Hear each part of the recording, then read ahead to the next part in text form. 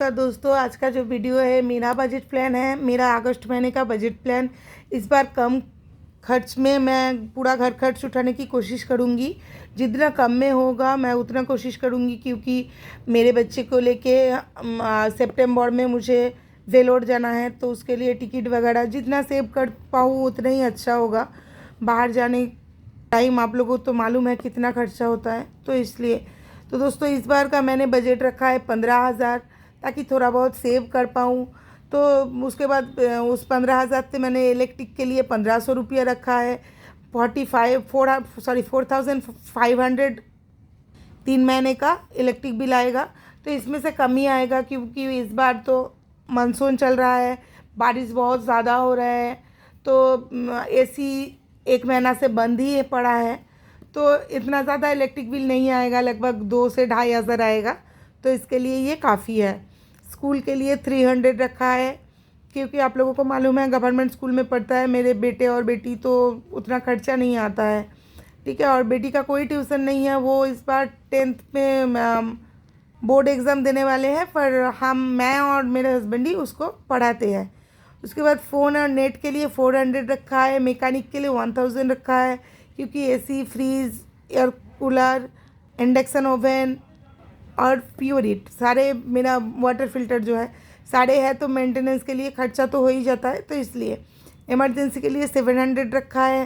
Medicine के लिए 300 रखा है। ये मेडिसिन मेरे बेटे और मेरे हस्बैंड के लिए नहीं है, उनका जो रेगुलर दवाई आता है उसमें वो अलग से आता है।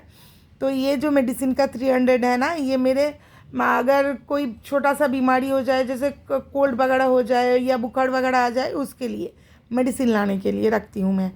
गैस के लिए 300, हर महीना तो नहीं होता है बीमारी, बट जब होता है तब तो 600 700 खर्चा होता है। तो अगर हर महीने जोड़ेंगे थोड़ा थोड़ा तो आसानी हो जाएगा ना हम मिडिल क्लास लोगों के लिए। गैस के लिए 300, क्योंकि एक सिलेंडर गैस मेरे लगभग 7 से 8 महीना चलता है, क्योंकि मैं इंडक्शन ओवन में यूज़ करती हूँ इंडक्शन ओवन। तो गैस उतना यूज़ नहीं करती हूँ ये इमरजेंसी के लिए, क्योंकि इंडक्शन ओवन में खर्चा कम आता है इलेक्ट्रिक का, और गैस में थोड़ा महंगा पड़ता है इसलिए। और डीटी जो मेरा बेटे का टीचर है, ठीक है, उसके लिए वो पढ़ने के लिए जा रहा है इस बार। अभी इसी महीने से मैं सॉरी से जुलाई के 15 से मैंने चालू किया है ट्यूशन, क्योंकि मैं दो मैनेज नहीं कर पाई हूँ। घर का पूरा काम भी मुझे करना पड़ता है, और बाहर भी कम काम कर रही हूँ फ़िलहाल, तो वो भी है। और बच्चे को भी देखना तो थोड़ा दिक्कत आ रहा है, तो इसके लिए इसलिए 2 घंटे के लिए उसको बाहर भेजती हूँ। और सारे बच्चे से उसका दोस्ती वगैरह होगा, तब आसानी होगा उसको बड़ा होने में। तो ये भी ज़रूरी है, इसलिए मैंने उसको ट्यूशन भेजा है एक। ठीक है। उसको उसका जो फीस है वो 700 का है।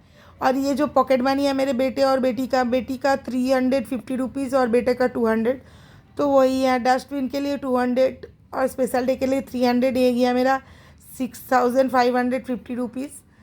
और अभी ग्रोसरी का मैंने 2,500 रखा है। मेरा 4-5 लोगों के लिए ग्रोसरी मैं 2,000 के अंदर ही लेती हूँ।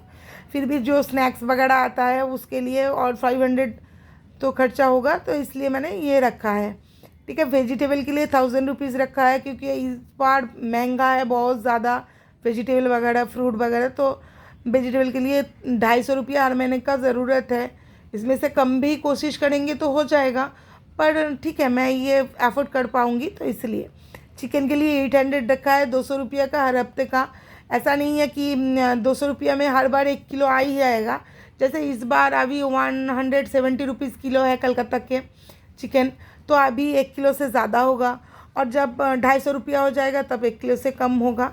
इस तरह से हो जाएगा। मैं ऐसा भी करती हूँ कि 100 रुपया का करके चिकन ले लेती हूँ, तो हफ्ते में 2 बार हम खा पाते हैं आराम से।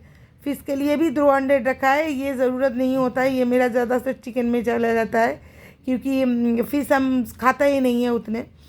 ठीक है। अगर कोई गेस्ट वगैरह आ जाए तब लगता है। और डिम के लिए, एग के लिए 600 रखा है। मिल्क के लिए 300 रखा है। हम डिम ज़्यादा थोड़ा एग ज़्यादा खाते हैं। और मिल्क के लिए 300, जो मदर डेयरी का 10 रुपया वाला मिल्क आता है, टोनेट मिल्क, वही हम यूज़ करते हैं चाय पत्ती के लिए, या बच्चे लोग अगर कॉर्नफ्लेक्स वगैरह खा ले उसके लिए। और माई नीड्स के लिए 300 रखा है। ये हम लड़की लोगों को ज़रूरत की चीज़ें हम खरीदते हैं, ऐसा नहीं कि मेकअप की चीज़ें, बट पैड वगैरह जो भी हमारा सामान ज़रूरत होता है उसके लिए। ये गया मेरा 6300 का खर्चा। शॉपिंग के लिए इस बार 500 रखा है, क्योंकि जो ज़रूरत के चीज़ें हैं वही लेंगे। अभी सामने पूजा भी आएगा, पूजा आ रहा है, दुर्गा पूजा, जो हम बंगाली लोगों के लिए बहुत बड़ा फेस्टिवल है, तो उसके लिए अलग से ख़रीदारी करना ही पड़ेगा। वैसे हम इतना नहीं करते क्योंकि हमारा आसपास में जो थोड़ा बहुत मेरा रिलेटिव है, जैसे काम मैंने जो बोला, मेरा हस्बैंड का मम्मी पापा है, मुख बोले, आई मीन वो लोग खुद का नहीं है पर वो लोग उनको मानते हैं बेटे, तो वो लोग भी देते हैं, मेरे बच्चे को देते हैं, हम दोनों को भी देते हैं वैसे।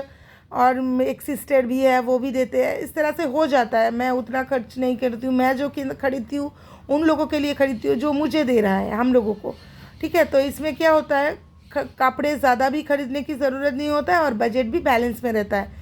और ट्रैवल के लिए 1500 रुपये रखा है, ये गया मेरा 2000, टोटल गया मेरा 1400, सॉरी